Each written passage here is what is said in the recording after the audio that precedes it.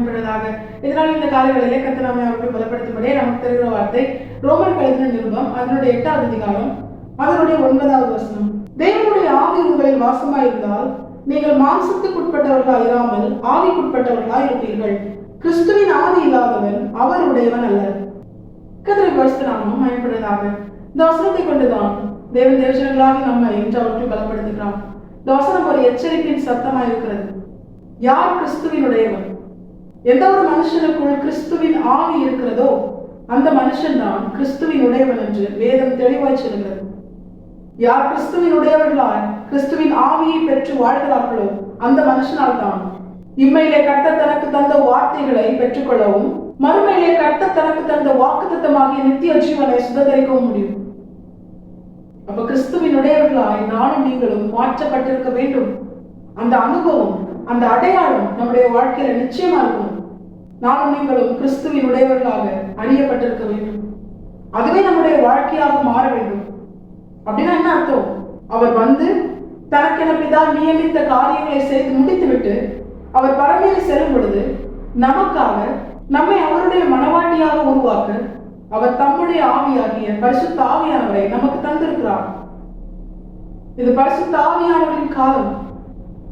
ஒவ்வொரு தேவ பிள்ளைகளையும் கர்த்தருக்கேற்ற மனவாட்டியாக பரிசுத்த ஆவியானவர் உருவாக்கி கொண்டிருக்கிறார்.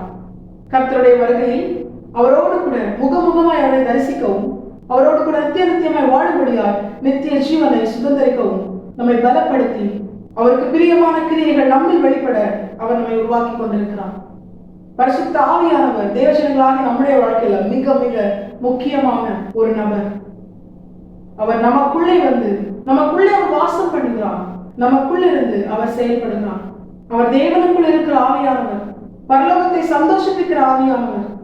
அவரை நமக்காக நாம் பரலோகத்தை சுதந்திரிக்கும்படியாக பிதாவாகிய தேவன் அவர் தந்தருளினார். இது எல்லாம் எதற்காக வேதத்தில் எழுதி கொடுக்கப்பட்டிருக்கு தெரியுமா? நானும் நீங்களும் நிச்சயமாய் பரிசுத்த ஆவியானவரின் நிறைவை பெற்றிருக்க வேண்டும். அப்பொழுதுதான் நானும் நீங்களும் கர்த்தருடையவர்களாக அறியப்படுவோம். ஒருவேளை இந்த உலகத்தில் இருக்கிற ஜனங்களுக்கு முன்பாக நாம் கிறிஸ்தவர்களாகவும் கர்த்தருடையவர்களாகவும் அறியப்பட்டது ஒன்றும் பெரிய விஷயம் இல்லை. ஆனா பரலோகம் நம்மை கர்த்தருடையவர்கள் என்று அங்கீகரிக்க வேண்டும். பரலோகம் நம்மை கர்த்தருடையவர்களாக அங்கீகரித்தால் மட்டுமே நானும் நீங்களும் பரலோக ராஜ்யத்தை சுதந்திரிக்க முடியும். அப்படி இல்லைன்னா நிச்சயமா என்ன பண்ண முடியாது, பரலோக ராஜ்யத்தை சுதந்திரிக்க முடியாது. இம்மையிலும் கர்த்தர் நமக்கு தந்த வாக்குத்தத்தங்களை நாம் சுதந்திரிக்க முடியாது. தேவஜனங்களாகி நாம் எவ்வளவாய் கர்த்தருடைய ஆவியானவராகிய பரிசுத்த ஆவியானவருக்கு முக்கியத்துவம் கொடுத்து அவரை பெற்றுக்கொள்ள நாம் வாஞ்சிக்க வேண்டும். அதனாலதான் தாவீது தன்னுடைய சங்கீதத்துல தன்னுடைய பாவத்தை கர்த்தர் தம்முடைய தீர்க்கதரிசியை கொண்டு உணர்த்தின உடனே உம்முடைய நல்ல ஆவியை என்னை விட்டு எடுத்துக் கொள்ளாதிரும் என்று தனக்குள்ளே தேவன் தந்த பரிசுத்த ஆவியானவருக்கு முக்கியத்துவம் கொடுத்து அவன் கர்த்தரை நோக்கி கெஞ்சுகிறான். ஏன்னா கர்த்தரால் கொடுக்கப்பட்ட நல்ல ஆவியாகிய பரிசுத்த ஆவியானவர் எந்த ஒரு மனுஷனுக்குள் இருந்து விலகி செல்கிறாரோ அந்த மனுஷனை அசுத்த ஆவிகள் பிடிக்கும். அதற்கு ஒரு எக்ஸாம்பிள் தான் சவுல் ராஜா. எப்பொழுது பரிசுத்த ஆவியானவர் சவுலை விட்டு விலகினாரோ அப்பொழுது கர்த்தரால் விடப்பட்ட பொல்லாத ஆவிகள் அவனை பிடித்தது என்று வேதம் சொல்கிறது. புரிகிற மாதிரி சொல்லணும்னா, இதுவரைக்கும் அந்த பொல்லாத ஆவி சவுலை பிடிக்காம பரிசுத்த ஆவியானவர் சவுலை பாதுகாத்தார்.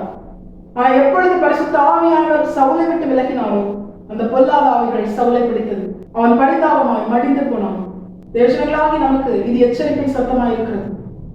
நாம நம்முடைய வாழ்க்கையில எவ்வளவாய் பரிசுத்த ஆவியானவருக்கு முக்கியத்துவம் கொடுத்து அவரை பெற்றுக்கொள்ள நாம் வாஞ்சிக்க வேண்டும் என்பதை இந்த வசனங்கள் நமக்கு தெளிவாய் காண்பித்து தருகிறது. நானும் நீங்களும் பரிசுத்த ஆவியானவரை நிச்சயமாய் பெற்றிருக்க வேண்டும்.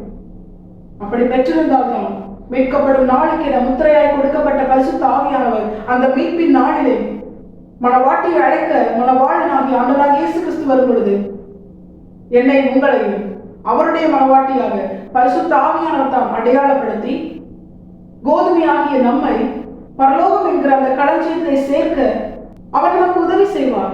அவருடைய மனவாட்டியை உருவாக்கப்பட்ட நாம் நித்திய ஜீவனை சுதந்திரிக்க அவர் நமக்கு உதவி செய்வார். பரிசுத்த ஆவியானவரை சகல சத்தியத்திற்குள்ளும் நம்மை நடத்துவார். நானும் நீங்களும் கர்த்தருடையவர்கள் என்று நம்மை அடையாளப்படுத்துகிற பரிசுத்த ஆவியானவரை தேவஜனங்களாகி நாம் நிச்சயமாய் நிறைவாய் பெற்றிருக்க வேண்டும். ஒவ்வொரு நாளும் அவருடைய வல்லமையினால் நாம் பலப்படுத்தப்படணும். பரிசுத்த ஆவியானவரால் நாம் நிரப்பப்படணும். இதுதான் கர்த்தர் நம்மிடத்தில் எதிர்பார்க்கிறான். இப்படிப்பட்ட ஒரு அனுபவத்தை உடைய மனுஷன் நிச்சயமாய் இம்மையும் மறுமையிலும் ஆண்டவராகிய இயேசு கிறிஸ்துவால் அருளப்பட்ட ரட்சிப்பை அவன் பெற்றுக்கொள்வான்.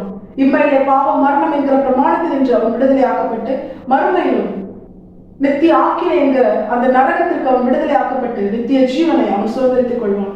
இப்ப நமக்குள்ள ஒரு கேள்வி எழும், பரிசுத்த ஆவியானவர் எனக்குள்ள இருக்கிறாரா? அதை நான் எப்படி அறிந்து கொள்வது?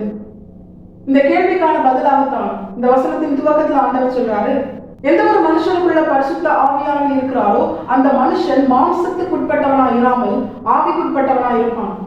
எப்பொழுதுமே உலக காரியம், உலக கவலை, ஆஸ்தி, ஐஸ்வர்யம், பேர், புகழ், பதவி, பட்டம், இப்படிப்பட்ட காரியங்கள், மாம்சத்திற்குரிய, பூமிக்குரிய, இம்மைக்குரிய காரியத்தின் மேலேயே எந்த ஒரு மனுஷன் தன்னுடைய இருதயத்தை வைத்து அதையே தன்னுடைய வாழ்க்கையாக மாற்றிக்கொண்டு செயல்படுகிறானோ அந்த மனுஷனுக்குள் பரிசுத்த ஆவியானவர் இல்லை. அதுதான் அவனுடைய அடையாளம். நல்ல மரத்தை நல்ல கனியினால் அறியலாம். தேவ மனுஷன் பரிசுத்த ஆவியானவரால் நடத்தப்படுகிறான் என்பதை அவனுக்குள் இருக்கிற ஆவியின் கிரியைகள் அதை வெளிப்படுத்தும். அந்த மனுஷனுடைய வாழ்க்கை ஆவிக்குட்பட்டதா இருக்கும். தேவனை பிரியப்படுத்த அவன் வாஞ்சிக்கிறவனா இருப்பான்.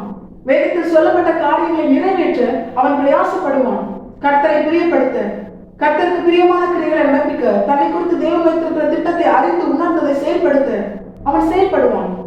கர்த்தர் தந்த அழைப்பை கனப்படுத்தி கர்த்தருக்காக வாழ்வான். அந்த மனுஷனுடைய வாழ்க்கை முழுவதும் ஆவிக்குட்பட்டதா இருக்கும்.